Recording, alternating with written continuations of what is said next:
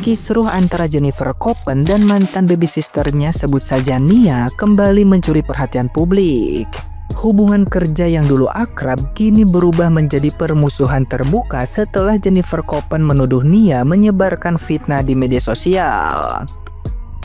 Perseteruan ini berawal saat Jennifer memecat Nia karena dianggap tidak profesional. Namun Nia justru menunjukkan sikap tidak terima dan memperkeruh suasana dengan menyukai unggahan berisi komentar kebencian terhadap mantan majikannya itu. Konflik makin panas setelah Nia menuding Jennifer Copen sebagai ibu yang tidak mampu merawat anaknya. Tuduhan tersebut membuat Jennifer naik pitam karena merasa direndahkan sebagai seorang ibu tunggal yang selama ini berjuang sendiri membesarkan buah hatinya. Kemarahan Jennifer Copen memuncak hingga ia menyinggung soal karma Tuhan di akun media sosialnya.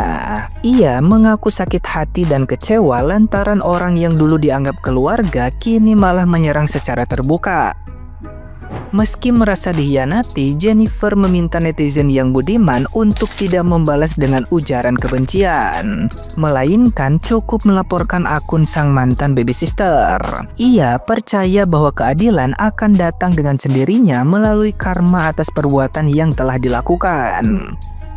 Perseteruan ini sontak memancing perdebatan netizen yang berbakti yang terbelah antara simpati pada perjuangan Jennifer sebagai ibu tunggal dan kritik terhadap sikap emosionalnya yang dianggap terlalu terbuka di ruang publik. Nah, gimana nih menurut netizen yang terhormat? Silahkan berkomentar ya. Mamanya Kamari, Jennifer Copen, basah teruh dengan baby sisternya Kamari. Menurut saya baby sisternya ini yang nggak tahu diri. Tahu nggak gaji 15 juta itu sekelas gaji apa? Manajer. Makanya di dunia ini banyaknya kali ya orang-orang nggak tahu diri, nggak tahu dituntung dan nggak bisa bersyukur. Kamu itu kan dibayar untuk menjaga Kamari. Ya udah, tugasmu adalah menjaga Kamari. Mau mamanya santai-santai kek, mau mamanya ongkang kaki kek, terserah dia. Terus ini lagi, kalau ada punya majikan ya, artis dan anaknya juga adalah yang terkenal. Kalau mau memosting sesuatu tentang si anak ini, yang anak ini merupakan artis juga yang banyak digemari, itu harus izin, tidak seenak-enak udelnya. Jadi pengasuh itu ya tahu diri. Bisa-bisanya ya ada babysitter yang ngomong ke bosnya bisa bikin anak tapi nggak mau ngerawat. Kayak, hah? Berani banget ngomong kayak gitu. Bos lu kerja dan dia nggak bisa jagain anaknya. Terus dia punya uang, makanya cari perawat yang bisa jagain anaknya. Padahal ya menurut gue si bosnya ini udah termasuk baik banget dan sabar banget. Semua kemauan si perawatnya ini selalu diturutin. Bahkan utang-utangnya dibayarin sama bosnya. Sampai pernah ada debt collector yang nge-WA ke si bosnya ini buat nagih utang-utangnya si babysitternya ini. Kerjanya juga nggak bener, main HP terus. Terus si anaknya bosnya ini pampersnya itu jarang diganti. Udah gitu sering videoin anak bosnya kalau lagi nggak pakai baju, terus diupload di sosmed kayak di TikTok gitu. Terus sekarang pas giliran dia udah dipecat, malah ngejelek-jelekin bosnya di live. Kurang ajar nggak sih? Gue gregetan banget guys ngeliat Nia Carpenter. Kalian tahu kan tuh mantan susternya Kamari? Itu si Jen sampai bikin 3 video klarifikasi nggak sih, cuman bahas si Nia ini doang. Padahal nih ya, FYI aja, tipe majikan kayak Jen itu bener-bener ngenakin banget guys. Kayak maksudnya dia makan apa, susternya juga ikut makan itu. Dia pergi ke luar negeri, susternya juga ngikut. Itu tuh sebenarnya enak banget tau guys. Dan nggak semua majikan itu mau tau guys ngasih kesempatan berkali-kali sama susnya. Maksudnya kan technically dia ini megang anak dari majikannya, itu pasti kan bener-bener dijaga banget. Tapi sampai di tahap netizen aja tuh engeh gitu loh si Kamari ini waktu sama Nia tuh pampasnya sering banget penuh kagak diganti-ganti. Padahal ganti pampas itu nggak nyampe 10 menit guys. Terus rambutnya juga kayak sering berantakan dan lain sebagainya. Dan FYI aja ya, bagi seorang ibu itu bener-bener gregetan banget pastinya kalau ngelihat susnya itu main HP terus guys. Karena anak sekecil Kamari itu sangat amat aktif. Kayak kita meleng semenit aja bisa anak ini tiba-tiba ketimpa lemari, tiba-tiba ketimpa apa, itu serem banget, ngeri banget. Jadi menurut gue kocak sih kalau misalkan ada orang yang kayak lo diberhentiin karena kesalahan lo sendiri dan lo diberhentiin juga tuh lo digaji gitu loh. Semua kewajiban tuh udah dilakuin sama majikan lo dan selama ini kebutuhan dan juga keinginan lo itu terpenuhi gitu ya kan, tapi masih aja tetap suka nyindir-nyindir. Suaminya ngikut nyindir lagi kayak, what happened with you girl? Lewat di beranda ya banyak banget ya tentang Jennifer yang lagi ngebahas pengasuhnya Kamari ya, yang Mbak Nia itu ya. Emang sih kalau gue lihat-lihat dari awal ya, si pengasuhnya ini tuh bukannya gue pengen ikut campur ya, pengen mengomentari, tapi maksudnya lebih kayak menyarankan ya, mensupport juga Jennya ya, supaya kuat ya menghadapi segala macam permasalahan ya yang dihadapi. Banyak bener deh problematiknya dia tuh ya. Gue aja ngeliatnya kayaknya luar biasa sih ya, termasuk kuat juga. Walaupun dia sendiri udah ngomong kan, dia tuh termasuk yang gak kuat menghadapi hal-hal yang menyerang dia, yang bebannya dia apa, mentalnya dia kena. Sampai dia ngebahas aja, dia tuh bilang gemeteran gitu, karena emang bener-bener dia tuh nggak nyangka, karena pengasuhnya itu tuh bener-bener udah dianggap kayak keluarganya yang ngasuh Kamari ya. Kalau gue lihat juga ya, mungkin terlalu berlebihan juga ya.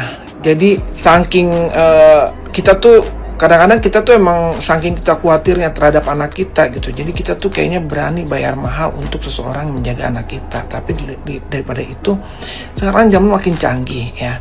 Itulah salah satu kenapa ya orang-orang sekarang tuh kayak nyokap gue nggak percaya sama pengasuh ya, mohon maaf, sama pembantu gitu, karena udah musimnya gadget gitu ya, udah handphone aja melulu yang dimainin ya, sampai kerjaan terbengkalai. Akhirnya tuh nggak kepake deh tuh tenaganya kayak gitu-gitu ya. Udah dikasih rezeki yang bagus, dapat majikan bagus, apalagi selebriti ya. Namanya anak kan pasti kena imbas rezekinya bagus juga dari Jennifer ya. Diajak keluar negeri, jalan-jalan ya. Terus ngejagain anak yang lucu, cakep, itu tuh kayaknya bikin semangat juga gitu tempat kerjaan ya.